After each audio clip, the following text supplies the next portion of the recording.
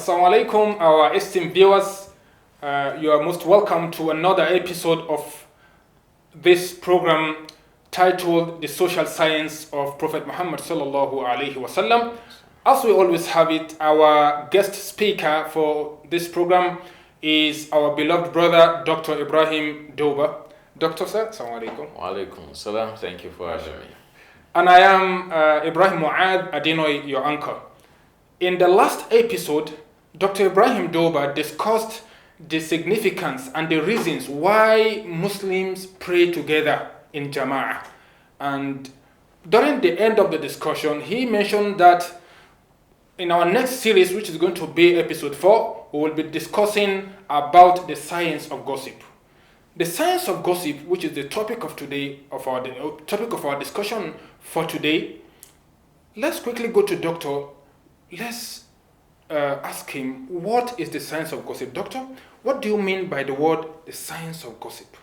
Well, the science of gossip is what kind of perception do people get when you gossip? And as a gossip yourself, what image do you project? You understand? And we have so many studies done to examine how people feel when they are in an environment where there is gossip, and how they feel towards the person who spreads gossip. So that's what we are going to discuss today. I'm going to tell the viewers if they want to be respected, they should say something good about people behind them, and also if they stay to the end, I will show them how to stop the gossip and still keep your friend. It's a very kind and gentle way to steer people away from gossip. MashaAllah. Doctor, you mentioned it in your book, The Social Science of the Prophet Muhammad sallallahu alaihi wasallam, that you had a personal experience when it comes to gossip and its effect. Can you share that personal experience to us for us to benefit from, our audience, the viewers? Yes, there was this lady.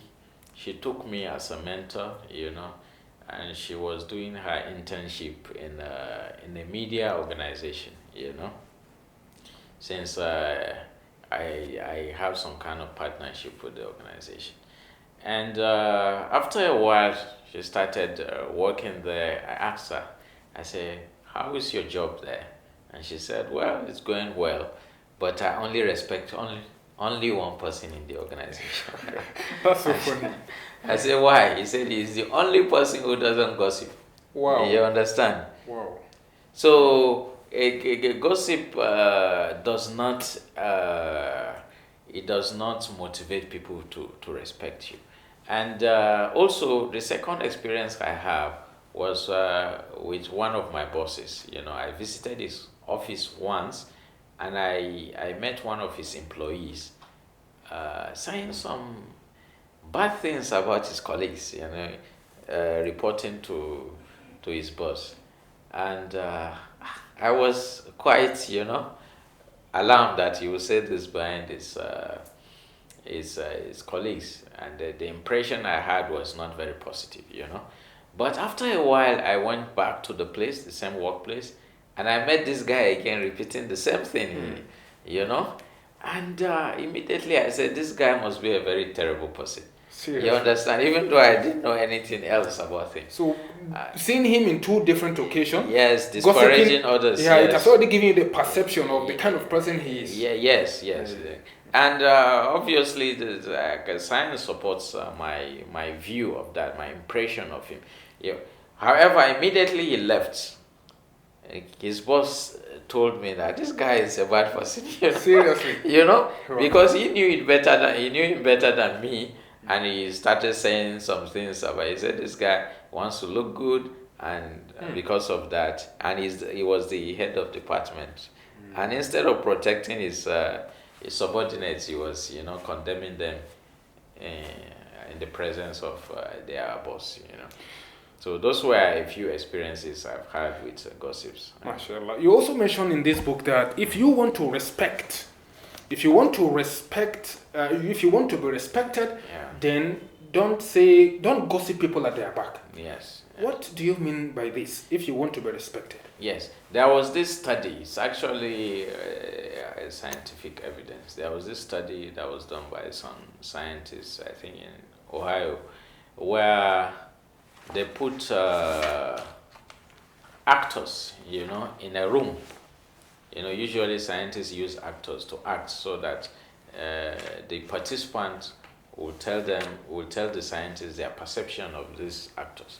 So these actors were gossiping about others, For example, the actor says, that guy is arrogant, I don't like him, So after a while, the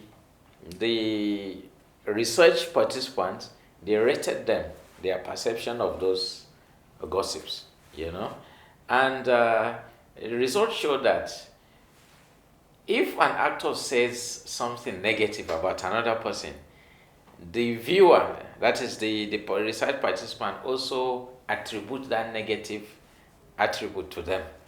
For example, if I am saying that's my neighbor is an arrogant person, you that I'm telling will think I'm arrogant too. Yes. Okay. Let's this insight has been done to death in science. It's called STI, spontaneous thought transference. Sorry, spontaneous thought inference. If I have a neighbor who joked about disabled people, disabled people, I would say this guy is insensitive, and he's a jerk maybe.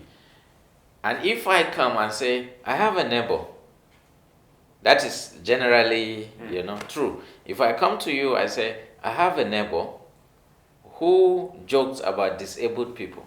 Wow. You that I'm telling, you say that neighbor must be a jerk. You also say that that is STI, spontaneous thought, a trait. Inference. You are making an inference from what I told you. But also, and this is the surprising part, you are going to also attribute that to me. Not only to the neighbor. Because you are the one who brought the information to me. You said Dr. Duba is a jerk, just as his neighbor is a jerk and Dr. Duba is a jerk. Because if you can bring somebody's information to me, you can also take mine to somebody else. Yes. We don't know we are doing it, but that's how our minds work. It's called STT, spontaneous trait transference. You are transferring that inference to me, to the reporter of the negativity. MashaAllah. The issue of gossip in Islam, Doctor Yani, it's something that Islam does not give it. Islam give it a central place, a priority in addressing it because of its critical nature and its detriment to the Islamic unity and society. As Allah says in Quran, I'm sure you will still quote the verse even later. In chapter 49. Chapter 49, that's Surah Al-Hujurat. Allah Ta'ala says, وَأَعُوذُ بِاللَّهِ مِنَ الشَّيْطَانِ الرَّجِيمِ يَا أَيُّهَا الَّذِينَ آمَنُوا اجتنبوا كثيرا من الظن إن بعض الظن إثم ولا تجسسوا ولا يغتب بعضكم بعضا أيحب أحدكم أن يأكل لحم أخيه ميتا فكرهتموه واتقوا الله إن الله تواب رحيم. We can say from this ayah that Allah subhanahu wa ta'ala says the mahallu shahid here is ولا يغتب بعضكم بعضا. Let no part of you gossip over another. And Allah give a similitude of people gossiping over another. أَيُحِبُّ أَحَدُكُمْ. Does any one of you loves أَن يَأْكُلَ لَحْمَ أَخِيهِ مَيْتًا, to be eating the dead meat of his own brother? Raw dead meat of somebody. It's فَكَرِهْتُمُوهُ. We despise it. So that's how we should despise gossip. Yes. Let's face it. Gossip is fun. It's enjoyable. When you are gossiping about other people, you feel good. Yes. To be relieved. In fact, you forget to eat because gossiping makes us feel good about ourselves because we feel superior. That person, we are saying negative things about that person. So it's not up to us, maybe in status, because even if is a high level person or he has a high socio-economic status, because of this bad thing we are saying about him, we are bringing him down, we're putting ourselves on top of it. To the extent that we forget about eating, and like the verse you quoted now in chapter 49, gossip is eating too. You're eating the yes. I have a hadith for that. Yes. There was a hadith reported by Anas bin Malik himself. He said, Anas bin Malik, he was an Ansar. And what happened was, the Ahl Sufa, people that used to camp in the masjid, they don't normally go out like that. Among them is Abu Hurairah and the rest of them.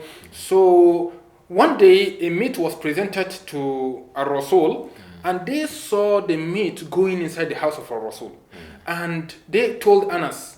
Anas was giving them dawah. He was talking to them, even though he was the youngest among them.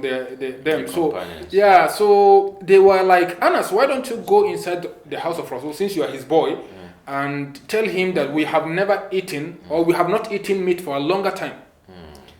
So they told Anas to go in. While Anas was going inside the room of Rasul sallallahu alaihi wasallam, they said, who is Anas to be talking to us like this? Even though he's even younger, we accepted Islam, but he's very young. Inshallah, doctor, it's like our time is almost up. We'll stop it here, inshallah, so that when we come back, we will continue with the story of Anas. It's a very important story that we can't miss. Jazakumullah khairan, our esteemed viewers. We'll be going for a short break now. By the time we return back, we'll continue, inshallah. Wassalamu alaikum.